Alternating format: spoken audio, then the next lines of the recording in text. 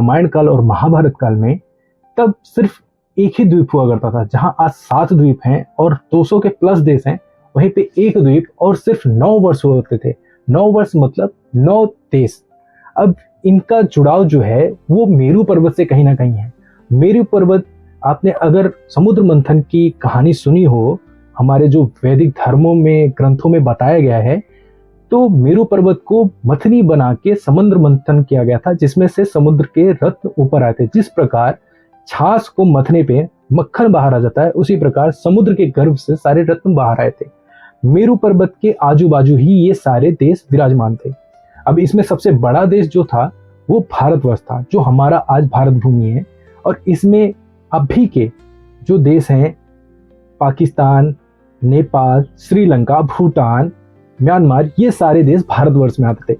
भारतवर्ष को योग भूमि माना जाता था। वहीं पे और बाकी के जो 8 देश थे वो इस प्रकार थे: भारतवर्ष, उत्तर कुरु, केतुमल, किमपुरुष, हिरण्मय और इलावर्ती, विधास्वा, ये सारे देश थे। जो कहीं ना कहीं उत्तर कुरु आज साइबेरिया और रसिया के कुछ पार्ट हैं, जो भोग विलास की भूमि माना जाता था। वहीं पे किमपुरुष जो सूर्य के रास्ते में आने वाली भूमि थी, जो डेजर्ट थी, कहीं ना कहीं अफ्रीका और मिड ईस्ट के जो थोड़े देश हैं वो। और फिर उसके बाद आता है विदर्भ, जो था ये चाइना, कोरिया, जापान, ये सारे हिस्से विदर्भ में आते थे। फिर उसके बाद आता है हिरण्मय। हिरण्मय ये हिमालय के जो इलाके हैं, इनको हिरण्मय कहा जाता था। फिर उसके बाद आता है वो ईरान और ये मिड ईस्ट का एरिया, एक किमपुरुष में आता था। फिर उसके बाद आता है इलावती। इलावती का आज वर्णन ही नहीं मिलता कहीं पे। इलावती ये मेरू पर्वत का हिस्सा ही था, इलावती। फिर उसके बाद आता है हिरण्मय।